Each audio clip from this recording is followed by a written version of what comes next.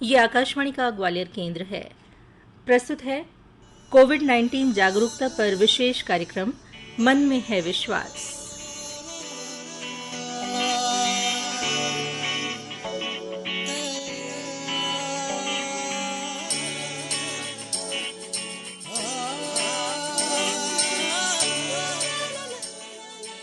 कार्यक्रम सुनने वाले सभी साथियों को तुलिका का नमस्कार।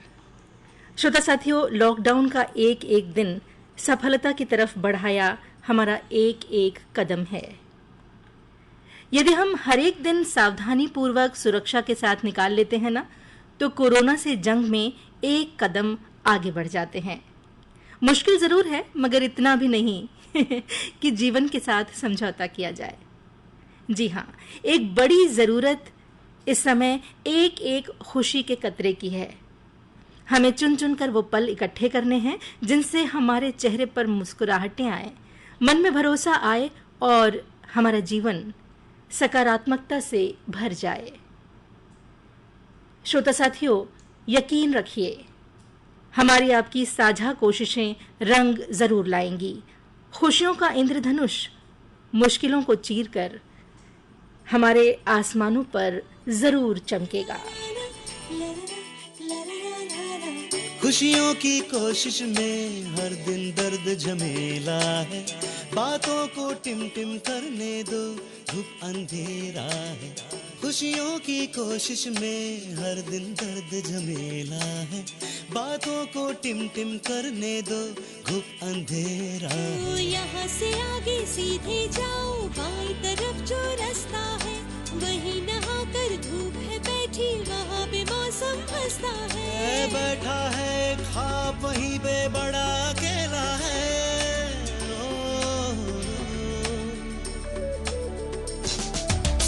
खुशियों की कोशिश में हर दिन दर्द झमेला है, बातों को टिम टिम करने दो, धूप अंधेरा है।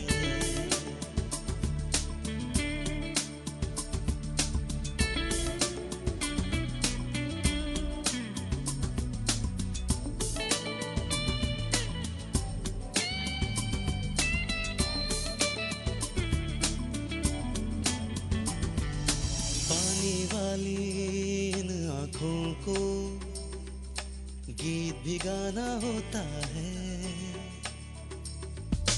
होठ अगर जिद्दी हो तो मुस्कान को आना होता है।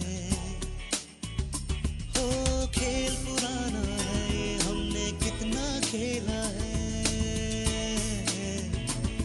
अरे आओ चल कर उसे छुड़ा ले, सांस जो गिरवी रखी थी, इमली बचपन में जो चखी थी। ओ गम की जुड़वा बहन खुशी है, जीवन मेला है।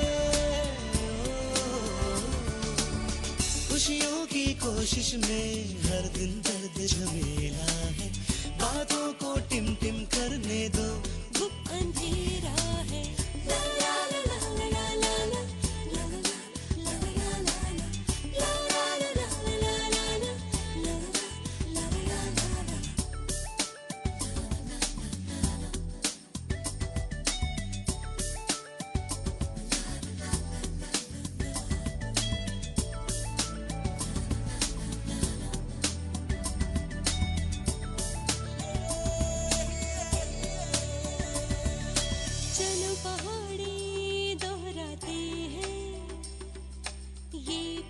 सा जीवन है,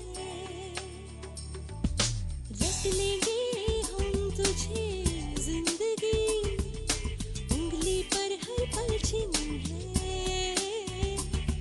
हो अपने आगे चट्टानी सा जीवन ढेला है।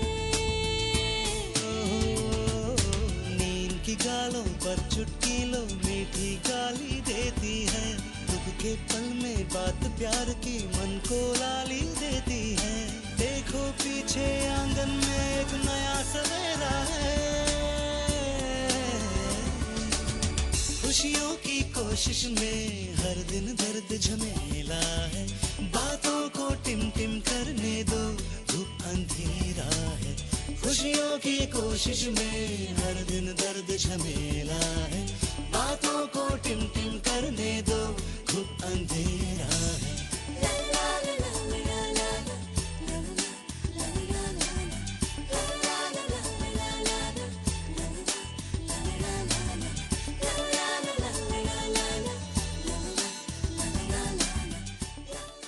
श्रोता साथियों, बातों को टिमटिम करने की बात कही जा रही है और हम भी ऐसा ही करते हैं। रोज कम से कम किसी न किसी एक को फोन करते हैं और अपनी बातें शेयर करते हैं और उसके दिल का हाल भी सुनते हैं। और ये जो आदान प्रदान है हमें बहुत सुकून देता है। आजमा कर देखिए, आपको भी जरूर सुकून देगा। बातों का ये सिलसिला हम अपने इस कार्यक्रम में भी बिल्कुल नहीं रोकते। रोजाना हम आपको कुछ ऐसी बातें सुनवाते हैं जिससे आपका थोड़ा बहुत ज्ञानवर्धन भी होता है और साथ ही नई जानकारियां भी आपको प्राप्त होती हैं। कोरोना संक्रमण के दौर में ऐसा नहीं है कि किसी बीमारी से ग्रसित व्यक्ति को परेशानी ना हो रही हो जो कोरोना से इतर हो।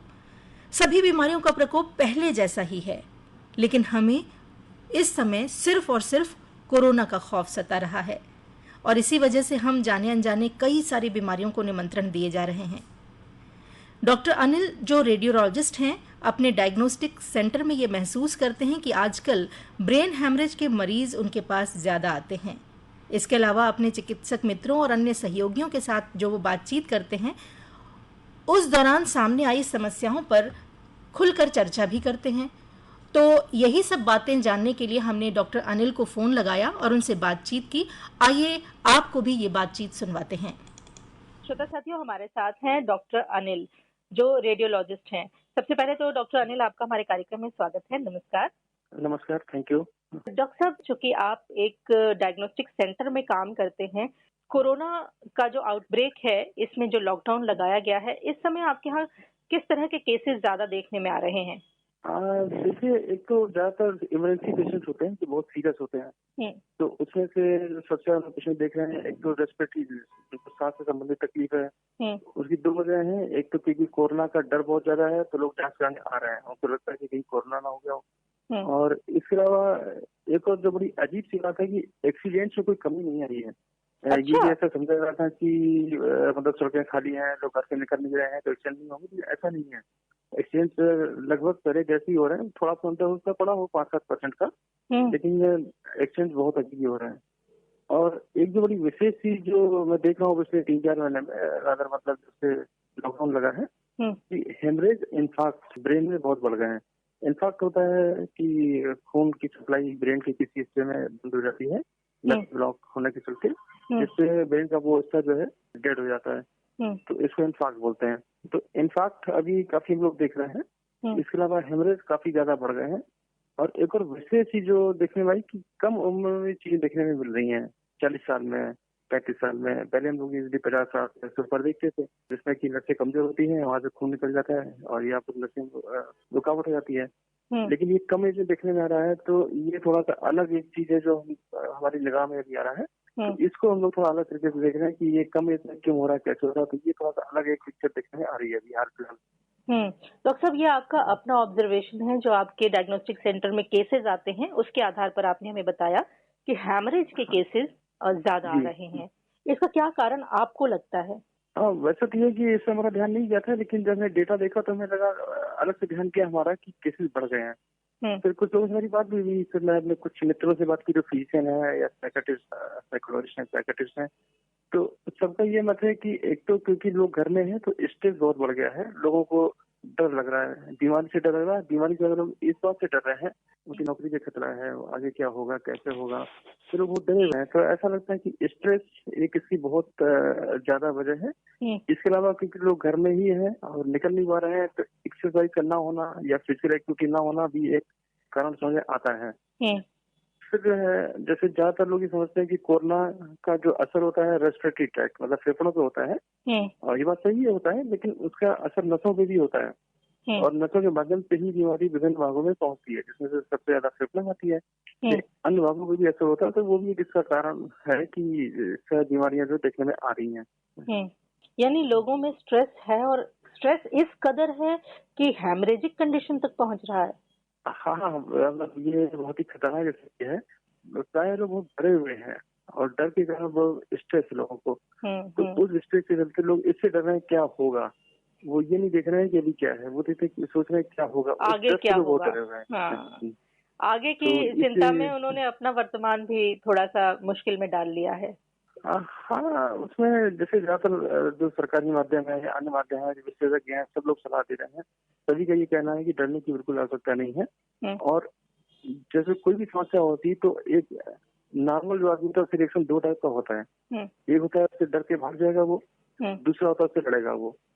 तो उसमें होता है कि ये परिस्थिति के हिसाब से होता है। जैसे हम कोरोना की बात करें तो डरना जरूरी है, हमें चीजों से डरना चाहिए।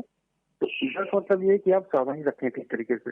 डर मतलब ये नहीं है कि आप एकदम चिंतित हो जाए कि क्या होगा कैसे होगा। अब कोई चीज थी और अगर अभी नहीं है तो उसमें इतना डरने की जरूरत नहीं है। कि जैसे मान लीजिए हमारे पास कोई साधन था, पहले हम किसी कुकर में खाना बनाते थे, कुकर खराब हो गया तो इसका मतलब नहीं खाना नहीं खाएंगे हम, उससे दूसरे रास्ते होंगे, कैसे बनाएंगे हम। तो वैसे हमें जीने के तरीके में भी देखना होगा कि जो पहले जो चीज थी अगर हमें लगता है नहीं है या नहीं होने वाली है फ्यूचर में, तो हम उसके दूसरे तरीके सोच सकते हैं। इसके अलावा जो है बात है सामना करने की। तो अब क्योंकि कोरोना का इलाज नहीं है लेकिन इसका उपाय है। उपाय ये है कि ये हम सभी जानते हैं विभिन्न माध्यमों से कि अगर आपकी इम्यूनिटी ठीक है तो कोरोना हो भी जाएगा तो उसका कोई असर होगा नहीं, ठीक हो जाएगा वो। मतलब उस केस में कोरोना एक सामान्य जुकाम की तरह होगा। जैसे जुकाम होता है लोग ठीक हो जाते हैं, कई बार दवा भी नहीं लेते। तो उसी तरीके से कोरोना को भी लेना होगा हमें। तो इम्यूनिटी अपनी स्ट्रॉन्ग कर लें। इम्यूनिटी स्ट्रॉन्ग करने मतलब दो चीजें, एक तो शारीरिक इम्यूनिटी कि जैसे खाना पीना ठीक रखते हैं, अच्छे विटामिन लें, विटामिन सी का बड़ा अच्छा रोल है, आंवला वगैरह है, सब चीजें। दूसरा मानसिक इम्यूनिटी, साइकोलॉजिकली आपको इम्यून होना बहुत जरूरी है। बात खाली शारीरिक इम्यूनिटी नहीं है, मानसिक इम्यूनिटी बहुत जरूरी है। मानसिक रूप से अगर आप मजबूत होंगे आप सामना कर पाएंगे। फिर इसके अलावा इस समय जो है प्राय हाथ पैर का हमें बहुत उपयोग करना चाहिए। आप कितना खुश रहें, कितना हंसी खुशी से रहें, तो उसका ध्यान रखें। और अगर उस पर रखेंगे तो डेफिनेटली आपके आसपास पॉजिटिव नॉर्मल रहेगा और बड़ी आसानी से चीजें बन जाएंगी, कहीं भी कोई दिक्कत आने वाली नहीं। मतलब ये हैप्पीनेस हार्मोन कह लें, आप इसे विटामिन हैप्पीनेस कह लें, कुछ भी, इसे अपने जीवन में पूरी तरह से जगह देनी है। हाँ, बिल्कुल उसको जगह देंगे तो उससे एक पॉजिटिविटी रहेगी। अगर आपके पास पॉजिटिव एनर्जी रहेगी तो वो एनर्जी सबके ऊपर असर करेगी। तो उससे चीजें बहुत ही अच्छी रहेंगी और हर चीज बनी रहेंगी। मतलब हमें अपने शारीरिक स्वास्थ्य के साथ साथ मानसिक स्वास्थ्य और परिवेश पर भी ध्यान देना, क्योंकि अगर हम उदास रहेंगे तो निश्चित तौर पर घर वाले भी उदास रहेंगे और आसपास के और भी कई लोगों पर असर पड़ेगा। हाँ, मतलब मानसिक स्वास्थ्य बहुत जरूरी होता है। वो वैसे भी किसी बीमारी बहुत असरदायक होता है। अगर मानसिक रूप से स्वस्थ नहीं रहते हैं तो बात कोरोना की नहीं है, दूसरी बीमारी भी असर करने लगती है हमारे ऊपर। तो उन सबसे बचा सकता है। जैसे अभी भी हम ऐसा नहीं खाली कोरोना के मरीज देखते हैं, मतलब बहुत सारी बीमारियां थी जो पहले से और अभी बनी हुई है और बनी रहेंगी। कोरोना तो साइड में एक चीज आई भी है, ये तो अभी है, कुछ टाइम बाद चला जाएगा, धीरे धीरे इसका असर कम होगा। जैसे लोग इम्यून हो जाएंगे तो herd immunity, community body immunity हो जाएगी, तो फिर वो उसका असर ही खत्म हो जाएगा, मतलब सिंपल जुकाम जैसी बीमारी रह जाएगी। डॉक्टर साहब, आपने बताया कि रोड एक्सीडेंट्स अभी भी हो रहे हैं, ये कैसे हो रहा है? लेकिन ये तो मुझे बहुत आश्चर्य वाली बात लगी। हाँ, इसलिए हम लोग भी इसे विचार कर रहे थे हमारे, लेकिन रोड पे भी एक्सीडेंट्स हो रहे हैं। बाइक से काफी एक्सीडेंट हो रहा है। मेरे ख्याल से ज्यादा तेज लोग चलते होंगे। हेलमेट लगाना तो लोग केवल डर से लगाते हैं, इसलिए नहीं लगाते क्योंकि उनको बचाव करना है। तो उस सबसे शायद एक्सीडेंट उतने ही हो रहे हैं, ज्यादा अंतर आया नहीं उसमें। ओवर स्पीडिंग इस समय खाली सड़कों को देख के कर रहे होंगे लोग और इस वजह से अपनी जान को जोखिम में डाल रहे होंगे। डॉक्टर साहब, बहुत अच्छी बातें आपने बताई। इन सब बातों पर हमारे श्रोता जरूर गौर करेंगे और ध्यान रखेंगे कि न सिर्फ शारीरिक बल्कि मानसिक रूप से भी स्वस्थ रहा जाए और जब भी बाहर निकला जाए तो सुरक्षा का पूरा ध्यान रखा जाए। बिल्कुल बहुत आवश्यक है, बहुत आवश्यक है। बहुत अच्छी तरह से आपने अपनी बातें बताई, इसके लिए आपका बहुत बहुत धन्यवाद डॉक्टर साहब। नमस्कार। नमस्कार, थैंक यू। आप थे रेडियोलॉजिस्ट डॉक्टर अनिल कुमार। श्रोता साथियों, कोरोना वायरस ने हमारे शारीरिक स्वास्थ्य पर ही हमला नहीं किया है, बल्कि हमें मानसिक रूप से भी कमजोर किया है। घरों में बैठकर हम आगे आने वाली परिस्थिति के लिए इतना बेचैन हैं कि अवसाद को आमंत्रित कर ले रहे हैं। यदि इस दिशा में सही तरीके से हमने काम नहीं किया तो आगे आने वाले समय में अवसादग्रस्त लोगों की संख्या इस समाज में बढ़ जाएगी। आलोक बेंजामिन पेशे से मनोवैज्ञानिक परामर्शदाता हैं। यूं तो जेल में बाल सुधार गृह के बच्चों की काउंसलिंग करते हैं, लेकिन इस समय उन्होंने टेलीफोन के माध्यम से निःशुल्क परामर्श देना आरंभ कर दिया है। इसके अलावा भी आलोक जी सेवा के बहुत सारे काम कर रहे हैं। यही सब जानने के लिए हमने फोन लगाया आलोक जी को और बात की। ये बातचीत आइए आपको सुनवाते हैं। श्रोता साथियों, हमारे साथ हैं आलोक बेंजामिन जी। आप मनोवैज्ञानिक परामर्शदाता हैं, यानी साइकोलॉजिकल काउंसलर हैं विशेष तौर पर, लेकिन इस समय कोरोना काल के समय बहुत सारे दूसरे काम भी कर रहे हैं। सबसे पहले आलोक जी, आपका हमारे कार्यक्रम में स्वागत है। नमस्कार। बहुत बहुत धन्यवाद। आलोक जी, आपने एक छोटा सा वीडियो बना करके सोशल मीडिया पर डाला हुआ है कि आप मुझे साइकोलॉजिकल काउंसलिंग के लिए एक निश्चित समय है उस पर इन नंबरों पर फोन कर सकते हैं परामर्श के लिए, यदि आप निराश हैं, डिप्रेशन में जा रहे हैं। तो ये आइडिया आपको कैसे आया कि आप दूसरों को फोन पर परामर्श दें, वो भी साइकोलॉजिकल काउंसलिंग के लिए? मैंने एक और वीडियो इससे पहले बनाया था जो सिर्फ उन लोगों के लिए था जिन्हें राशन की आवश्यकता है। तो एक छात्र ने मेरा वो वीडियो देखा और ना जाने क्यों उसने कयास लगाया कि मैं उसकी मानसिक रूप से भी उसकी मैं मदद कर सकता हूँ। तो उसने राशन वाला वीडियो देख करके मुझे कॉल किया और सुबह के वक्त वो चिंता में था, अपने परिवार से दूर था, अकेलेपन में था ग्वालियर में। मैंने उसकी काउंसलिंग की और उसको बहुत उससे लाभ मिला और उसी दिन उसने रात में मुझे धन्यवाद दिया। तो जब उसको इस बात से लाभ मिला फोन पे काउंसलिंग के द्वारा, तो मेरे मन में ये विचार आया कि मैं क्यों ना इसे बाकी लोगों के लिए भी खोल दूं कि वो लोग भी मुझे कॉल करके काउंसलिंग प्राप्त कर सकते हैं। तो विचार मेरा यहाँ से आया क्योंकि एक व्यक्ति को लाभ मिला तो मुझे लग रहा था कि बाकी भी इस संकट के समय में घर में हैं तो वो अकेलेपन में होंगे या चिंता में या डिप्रेशन में या जॉब लॉसेस होंगी या किसी भी प्रकार के से उनका मन विचलित होगा। तो वे भी सुबह 7 से 9 के बीच में मुझे कॉल करके परामर्श प्राप्त कर सकते हैं। तो उसके बाद काफी कॉल्स आने शुरू हुए। ये सब आप फ्री ऑफ कॉस्ट कर रहे हैं? जी हाँ, जी हाँ। बाकी बचा हुआ समय आप कैसे निकालते हैं? हालांकि अभी बात करें तो समय बचता ही नहीं है मेरे लिए, क्योंकि मैंने एक और वीडियो जैसे मैंने आपको बताया राशन के लिए निकाला था। तो उसके बाद काफी कॉल्स आने लगे और अभी बहुत ज्यादा कॉल आते हैं। तो हम जितना कोशिश है हम प्रयास करते हैं और ये मैं व्यक्तिगत रूप से नहीं लेकिन मेरे और मेरे मित्रों से हम लोग धन इकट्ठा करके जहाँ से भी अच्छा क्वालिटी वाला राशन मिल सके और सही दामों पे मिल सके वहां से हम लेकर के घर घर जा करके उनको प्रोवाइड कराते हैं, क्योंकि ये हमारा दायित्व बनता है कि हम चेक भी करें कि वो वाकई में जरूरतमंद है या नहीं है। और जब हम पाते हैं कि वो वाकई में जरूरतमंद है तो हम उन्हें देते हैं। और खासतौर पे इस ईद के दौरान कब ऐसा भी डिमांड आया कि कई जरूरतमंद परिवार हैं, हमारे मुस्लिम भाई बहन हैं जिन्हें सेवई की डिमांड कर रहे थे कि अगर हो सके, क्योंकि उन्होंने कहा कि बिना सेवई के हम नमाज नहीं पढ़ सकते। हमने सोचा कि क्यों ना इसको भी अपने इन भाई बहनों के लिए इसको भी ऐड किया जाए। तो उससे हमने देखा कि बड़ी उनके अंदर खुशी आई। वो सेवई तो हालांकि बहुत बड़ा वो नहीं है फूड, लेकिन जो मानसिक और भावनात्मक रूप से जो उनको बल मिलता है उसको देख करके उनकी आंखों में मैंने उसको उस चमक को देखा जब मैंने उन्हें सेवई और शक्कर का पैकेट दिया। तो इससे बड़ी प्रसन्नता हुई मुझे भी। निश्चित तौर पर ये सारी चीजें भाव विह्वल कर देने वाली चीजें हैं। ऐसे अनुभव आपको रोजाना होते होंगे। कुछ ऐसी घटना आपको याद हो जो आप दूसरों से शेयर करना चाहते हो तो वो भी बताइए। जो पहली चीज जो मुझे याद आ रही है कि एक पिता और उसके बेटे, पिता मजदूरी करते हैं किसी फैक्ट्री में, एक वर्कर हैं शायद, उनका एक 8th स्टैंडर्ड में अभी पास किया एक लड़का है।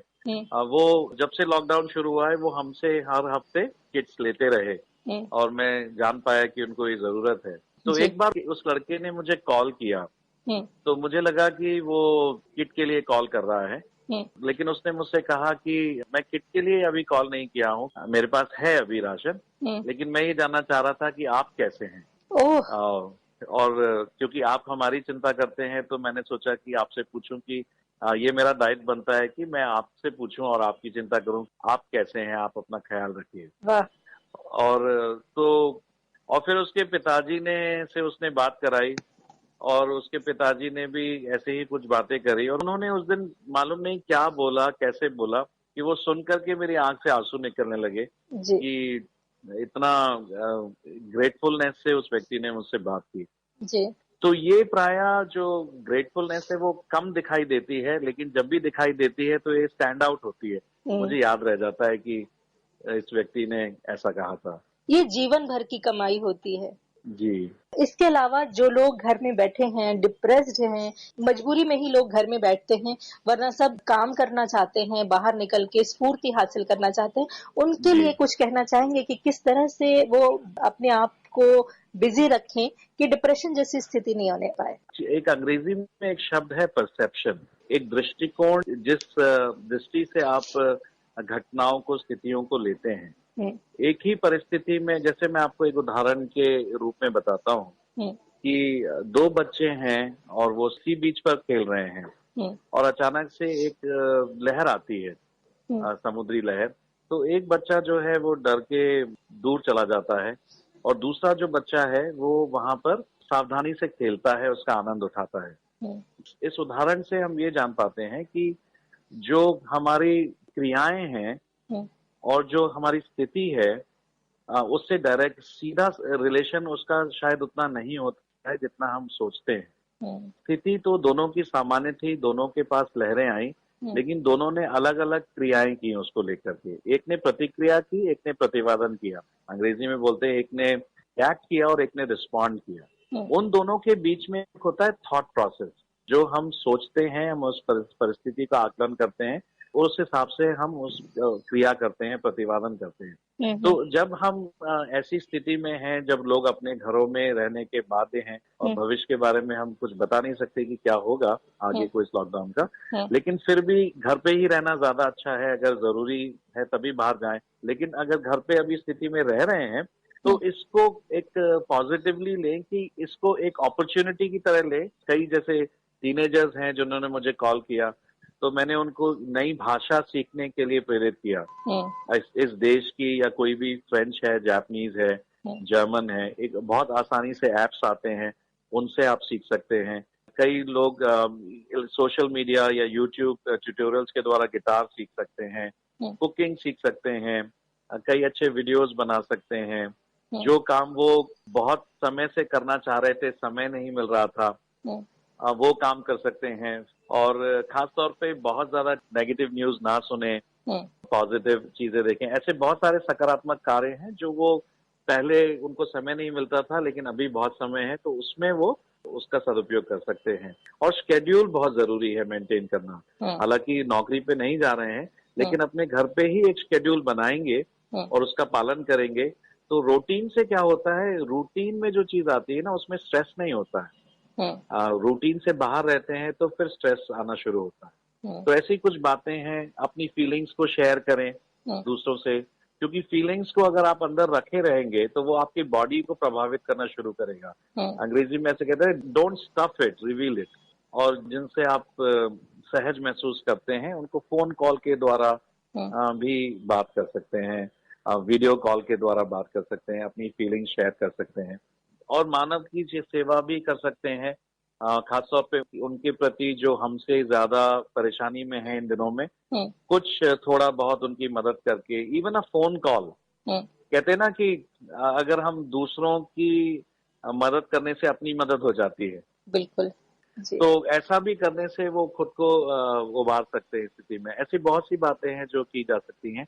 आलोक जी, हम सबकी तरफ से आप जैसे लोगों को सैल्यूट करते हैं और उम्मीद करते हैं कि आप सबके सद प्रयासों की वजह से ये दुनिया बहुत हसीन हो जाए, कोरोना जो है वो हमारे देश से, पूरी दुनिया से चला जाए। मानवता के हित में यही होगा जी। बहुत बहुत धन्यवाद इतनी अच्छी बातें करने के लिए हमसे, आलोक जी। Thank you. श्रोता साथियों, ये थे आलोक बेंजामिन। आइए अब आपको इनकी वो अपील सुनवाते हैं जो इन्होंने व्हाट्सएप और अन्य सोशल मीडिया पर डाली थी, जिससे इन्हें फोन किया जा सके। आप ये फोन नंबर यदि चाहते हैं तो नोट कर लीजिए। हेलो, मैं हूं आलोक बेंजामिन और मैं एक मनोवैज्ञानिक परामर्श करता हूं।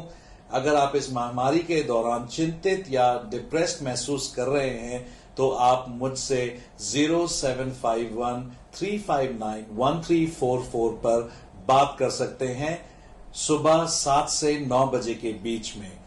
आपकी पहचान और हमारी बातचीत दोनों गुप्त रखी जाएगी। श्रोता साथियों, ये कितनी अच्छी बात है ना कि हमारे मन की जो तकलीफें हैं उन्हें हर लेने के लिए कोई मौजूद है। आप भी ये काम कर सकते हैं। बस ज़रूरत इस चीज़ की है कि आप अपने किसी निराश मित्र को फ़ोन कीजिए और निराशा भरी बातें बिल्कुल मत कीजिए, चहकते हुए बात कीजिए और कोशिश कीजिए कि उसके साथ साथ अपने मन के अवसादों को भी निकाल सकें, क्योंकि यही आज की सबसे बड़ी ज़रूरत है। कहाँ तक ये मन को अंधेरे चलेंगे, उदासी भरे दिन कभी तो ढलेंगे। कहाँ तक ये मन को अंधेरे चलेंगे, उदासी भरे दिन कभी तो ढलेंगे।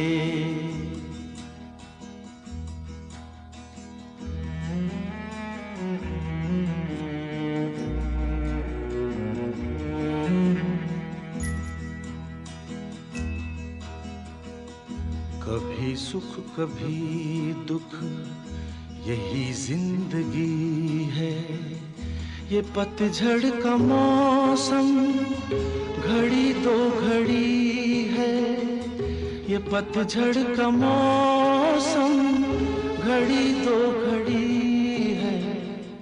नए फूल कल फिर डगर में खिलेंगे, उदासी भरे दिन कभी तो ढलेंगे।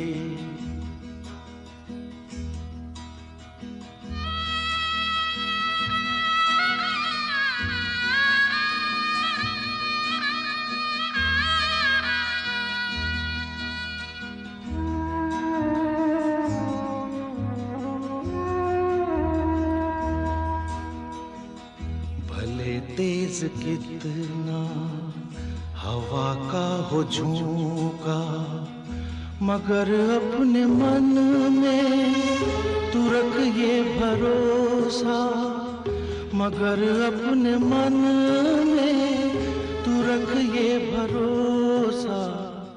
जो बिछड़े सफर में तुझे फिर मिलेंगे, उदासी भरे दिन कभी तो ढलेंगे।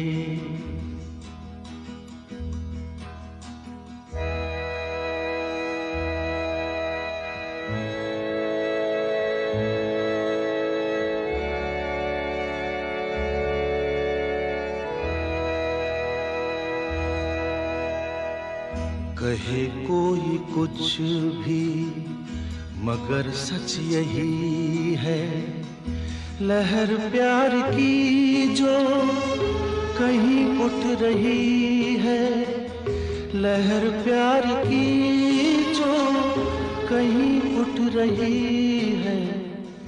उसे एक दिन तो किनारे मिलेंगे, उदासी भरे दिन कभी तो ढलेंगे।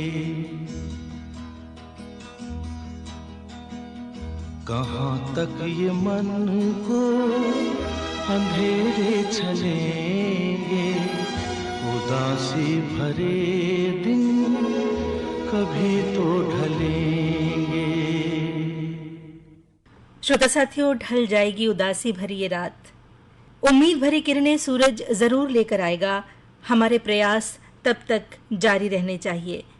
घर में रहिए, सुरक्षित रहिए, अपना ध्यान रखिए और अब अपनी दोस्त तुलिका को दीजिए इजाजत। नमस्कार। आकाशवाणी के ग्वालियर केंद्र से अभी आप सुन रहे थे कोविड-19 जागरूकता का हमारा विशेष कार्यक्रम मन में है विश्वास।